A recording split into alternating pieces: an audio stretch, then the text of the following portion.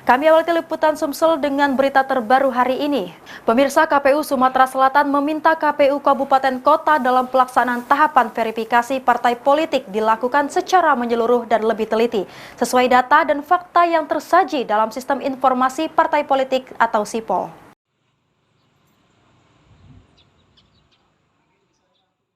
Anggota KPUD Sumatera Selatan Henry Almawijaya mengatakan pihaknya saat ini terus melakukan supervisi melihat progres verifikasi administrasi partai politik. Hal ini dikarenakan di beberapa daerah ditemukan double data anggota parpol sampai pencatutan nama warga sebagai anggota parpol. Untuk itu meminta KPU daerah di kabupaten kota agar dalam tahapan verifikasi dilakukan secara komprehensif dengan melihat data dan fakta yang berada dalam SIPOL.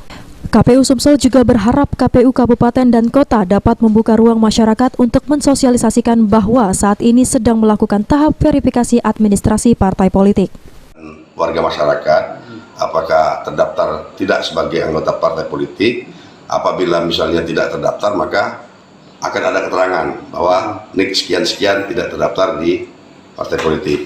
Tapi kalau seandainya terdaftar dan merasa tidak pernah terlibat atau mendaftar sebagai anggota partai politik, maka bisa menghubungi Helpdesk KPU. Helpdesk KPU itu bisa lewat online, bisa juga datang langsung ke KPU setempat.